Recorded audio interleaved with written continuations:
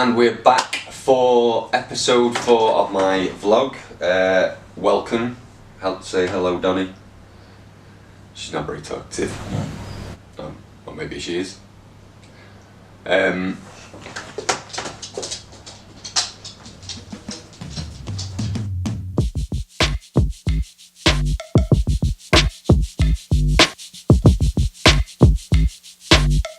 Take 2. Welcome to episode 4 of my vlog. Now, I've been here for 2 months into my stay. So I originally came here on a 90-day travel visa with the plan of obviously, trying to settle in here. Myself and Fran hadn't lived together before, although we've been together for over a year in terms of time spent together. It was quite limited in normal relationship terms. So it was always going to be a adjusting period, living together for the first time, and like in any relationship, when you live together, you get to find out people's bad sides and negative points and things that piss you off. But after 2 months, I can say that everything is rosy, and I am looking forward to that next step. That next step itself isn't as straightforward as we probably want it to be. Now, there is a simple step, and when I say simple, it would just mean going into a certain office and paying a certain fee, which isn't that much, and then you get an extension in another 90 days. But we keep getting sent from pillar to post, and apparently we've got to make an appointment as well. And yeah, apparently there's no appointments in February. And if I can't get an appointment in February, that means I can't extend my stay. So, we're not panicking though. But what I would like to know, if there is anybody out there, or anybody in Chile, who's living here, British, who has extended their stay, permanent resident. I want to know your story, and in terms of what you've gone through and why you're here. And B, if you can potentially offer me a bit of advice. So in episode 3, I showed you around 2 amazing places, Viña del Mar, Valparaiso. First trip to the coast, and Valparaiso was just something else, a real hippie place, and certainly a place I could see myself living. Now in this particular episode, I can show you a slightly different adventure. We went camping. Now, I've been camping for about 15 years, and Fran's not a massive fan of camping, so it was always going to be an interesting trip. Now, thankfully, we had an amazing group of people to look after us, and this amazing group of people were probably aged between 18 and 21. We received the invite from Fran's cousin, Consuela, and her boyfriend, Martin, and their group of friends. So, we went camping with some young people. And we were well looked after as well. We were looked after like old people. We were fed very, very well. Graffer, if you're watching, sterling job on the barbecue, sir. You're amazing. But yeah, just a great experience.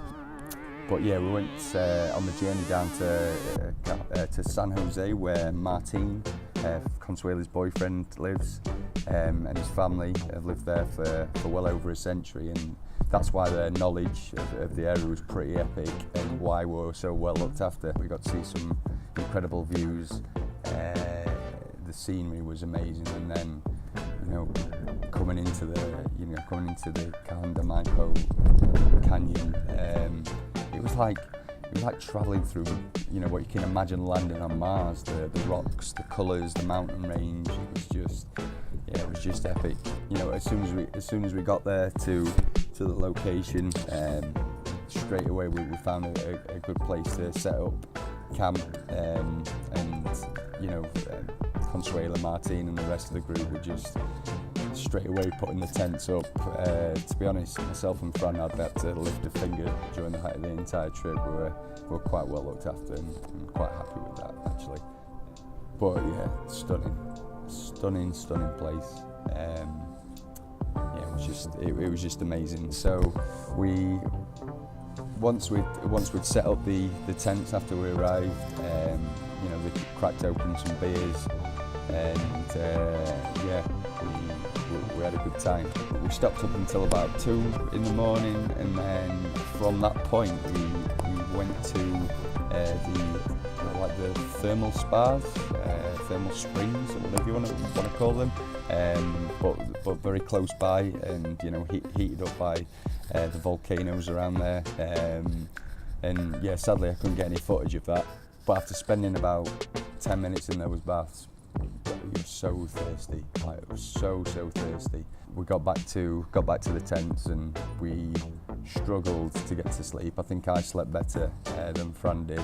It wasn't sort of the most comfortable ground to sleep on, but what camping ever is, if you're going to do camping properly. And yeah, waking up in the morning and seeing those sights, because when we actually came in, it was quite late in the evening and the sun was setting, which offered a different kind of beauty. But waking up first thing in the morning and waking up in the middle of the mountains, it was breathtaking. Yeah, just great experience that we had. Yeah, just awesome. Now I did want to talk about Consuela and Martin, and more so Martin.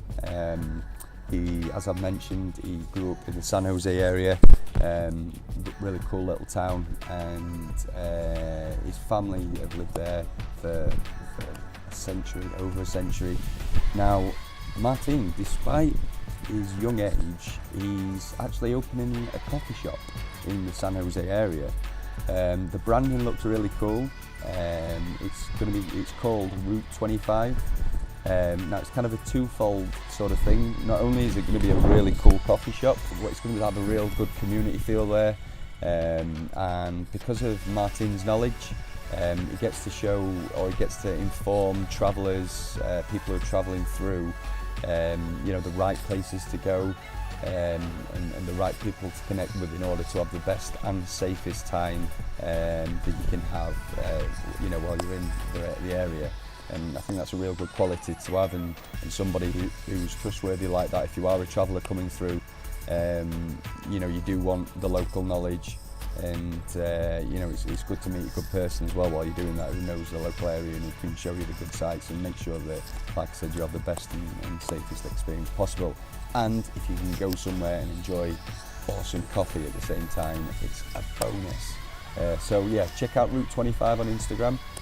If you are in the Santiago area, San Jose, any of the surrounding places like that, and you're travelling through and you want to know the best areas to go and you want some good coffee, check out Route 25.